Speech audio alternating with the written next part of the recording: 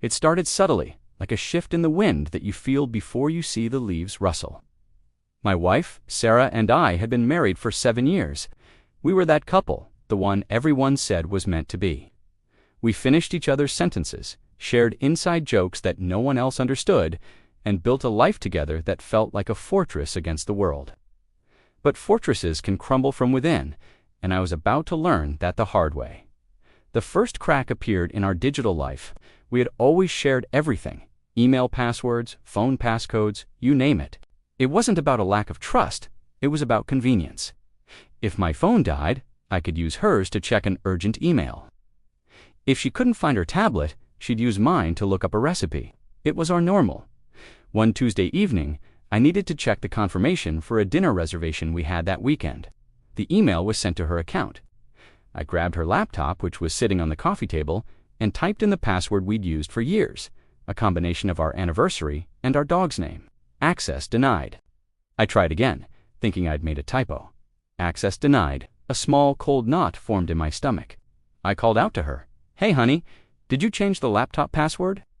She was in the kitchen, and her voice came back a little too quickly, a little too high-pitched. "Oh yeah, sorry, I forgot to tell you. It was a security thing, you know?" Just being careful, she came into the living room, wiping her hands on a dish towel, and rattled off a new password. It was a random jumble of letters and numbers. It felt impersonal, sterile. It wasn't us anymore. That night, as we lay in bed, the physical distance between us felt like a chasm. She was glued to her phone, her thumb tapping away furiously. A faint smile played on her lips, a private, self-contained smile that wasn't for me. When I asked who she was texting so late, she mumbled, "Just some friends from work." Planning a baby shower? It was a plausible answer, but the knot in my stomach tightened. Her phone, which used to lie face up on the nightstand, was now always face down. When she slept, it was tucked under her pillow, a dragon guarding its treasure. The changes kept coming, small but significant. She started working late more often, citing a big project at her marketing firm.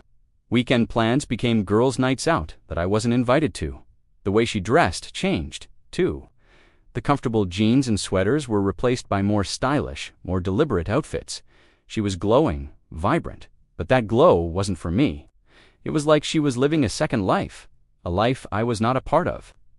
The breaking point came a few weeks later. I was looking for a shared document on our cloud storage, something we'd set up years ago for household bills and important papers. Again, access denied. The password, our password, had been changed. This was different. This wasn't just her personal laptop. This was our shared digital home. Panic set in. This wasn't about security anymore. This was about secrecy. My mind, which had been desperately trying to find rational explanations, could no longer ignore the obvious.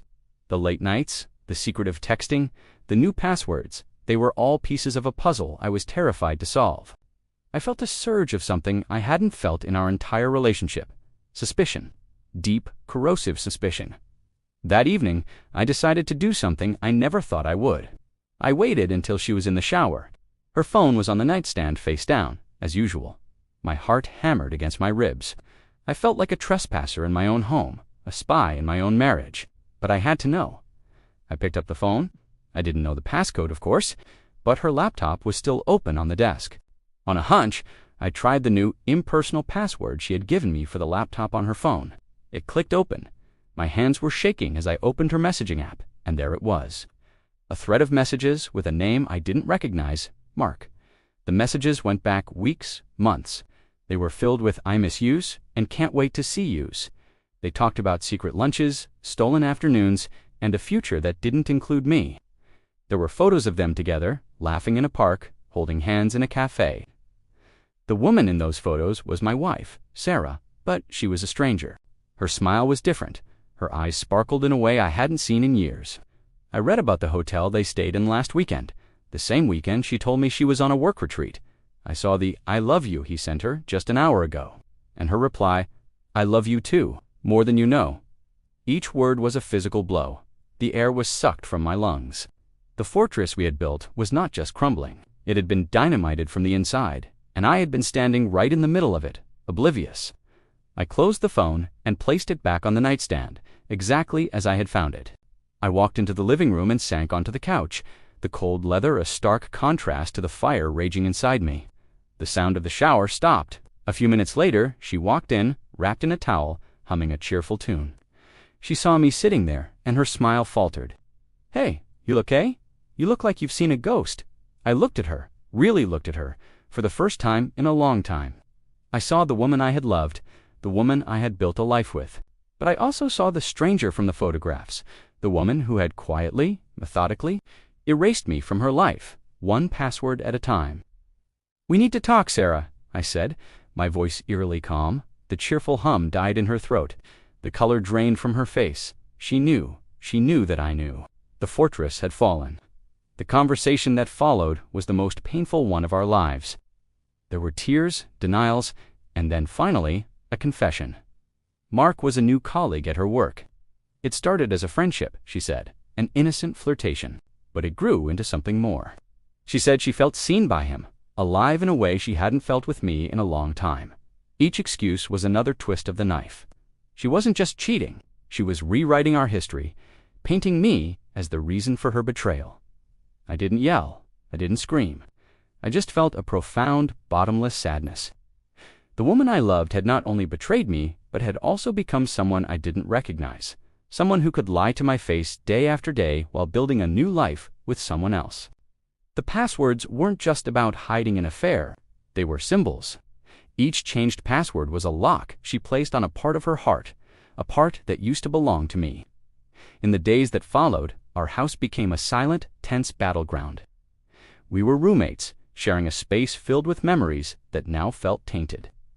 The shared laughter, the quiet evenings, the future we had planned, it all felt like a movie I had watched about someone else's life. I realized that a marriage isn't just about a legal contract or a shared home.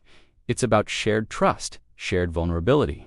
It's about giving someone all your passwords, literal and metaphorical, and knowing they will protect them.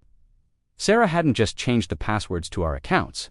She had changed the password to her heart, and I no longer had the key. The divorce process was brutal, but it was also a process of reclaiming myself. I moved out, got my own place, and started to rebuild. It was lonely and difficult. There were nights I'd stare at the ceiling, replaying every moment, wondering what I could have done differently. But slowly, with time and the support of friends and family, the pain began to subside. I learned that you can't control another person's heart. You can't force them to be honest or loyal. The only thing you can control is how you react when the fortress crumbles. You can either stay buried in the rubble, or you can start to build something new, something stronger, on your own terms. It's been a few years now. I've heard through mutual friends that Sarah and Mark didn't last. Their relationship, built on a foundation of deceit, eventually collapsed under its own weight. I don't feel satisfaction or joy at this news, just a quiet sense of inevitability. As for me, I'm doing okay. I'm healing. I'm rediscovering who I am outside of that we. I'm more cautious now, more protective of my own heart. I've learned that trust is a precious gift, not a default setting. And I've learned that sometimes the most important password you can have is the one that gives you access to your own strength and resilience. The heart, like a password, can be changed, but it can also be reset. And this time, I'm the only one who knows the combination. Thank you for listening to my story. If you've been through something similar, know that you are not alone and there is a path forward. Remember to subscribe for more stories. Stay strong.